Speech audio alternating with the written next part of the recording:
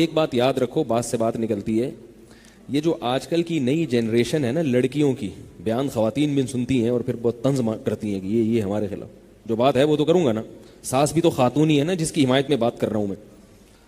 آج کل انہوں نے ساس سسر کی خدمت سے بالکل ہاتھ کھینچ لیا ہے، بالکل ہاتھ کھینچ، یہ بہت غلط ہے۔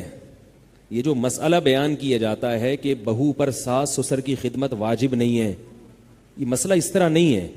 واجب نہیں ہونے کا مطلب یہ ہے کہ نکاح کا جو ایگریمنٹ ہے، معاہدہ ہے، وہ ایگریمنٹ میں یہ چیز نہیں ہوتی کہ ساس سسر کی خدمت بھی کرے گی، یعنی عورت پر لازم ہے کہ وہ شوہر کی خواہش کو پورا کرے، اس کے گھر سے باہر نہ نکلے، اس کو اولاد دے، یہ نکاح کا ایگریمنٹ ہے۔ باقی اخلاقیات بھی تو کوئی چیز ہوتی ہے نا۔ آپ بس میں سفر کر رہے ہوں، کوئی بوڑھا آدمی بیچارہ ہانپتا کانپتا ہوا کھڑا ہوا ہو، اور آپ کو پتا ہے کہ 1-8 گھنٹے کا راستہ ہے، آپ اس کے لیے سیٹ چھوڑو گے کہ نہیں چھوڑو گے؟ یا آپ بولو گے کہ سیٹ کے پیسے چونکہ 50 روپے 20 روپے میں نے دیے ہیں، چلو لمبا سفر ہے، پنڈی جا رہے ہیں آپ، اس میں تو آپ کنڈکٹر سے بولیں گے بھائی تو نے جب سیٹ نہیں تھی تو بوڑھے کو چڑھایا کیوں تو نے، اور ہم کیا پنڈی تک کھڑے ہو کر جائیں؟ وہاں تو بات سمجھ میں آتی ہے۔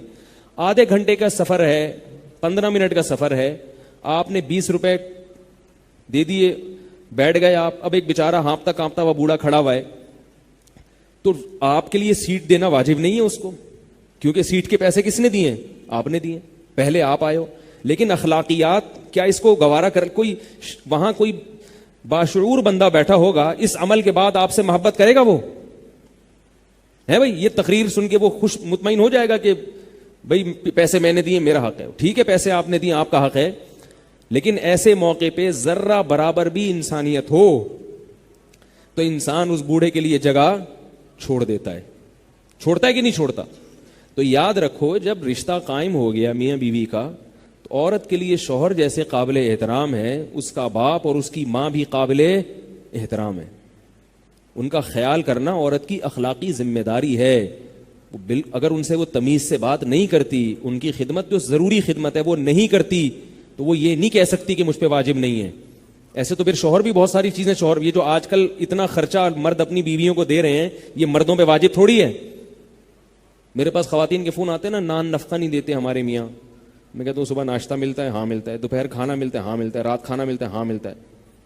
سال میں 4 جوڑے بنتے ہیں؟ ہاں وہ تو بن ہی جاتے ہیں، تو اور کیا چاہیے؟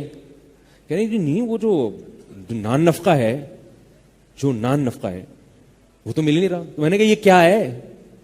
میں نے کہا گھر کی سہولت میسر ہے؟ ہاں بھی گھر تو دیا ہوا ہے میاں نے، نان نفقہ نہیں مل رہا۔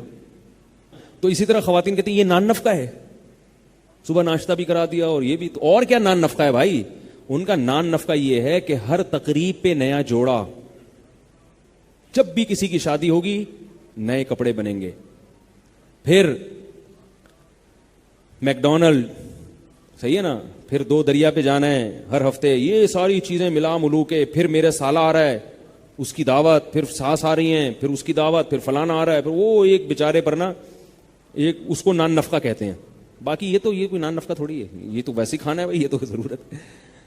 تو بھائی وہ بھی تو اضافی خرچ کر رہا ہے، تو آپ کی بھی ذمہ داری ہے کہ آپ بھی اخلاقیات کے معیار پہ پورا اتریں۔ باقی یہ بڑا گمبھیر مسئلہ ہے کہ میں یک طرفہ بات نہیں کرتا، بعض دفعہ ساس اپنے ساس ہونے کا بھی ناجائز فائدہ اٹھاتی ہیں، وہ ہر وقت ذہنی طور پہ ٹارچر کرتی رہتی ہیں، یہ بھی ہوتا ہے۔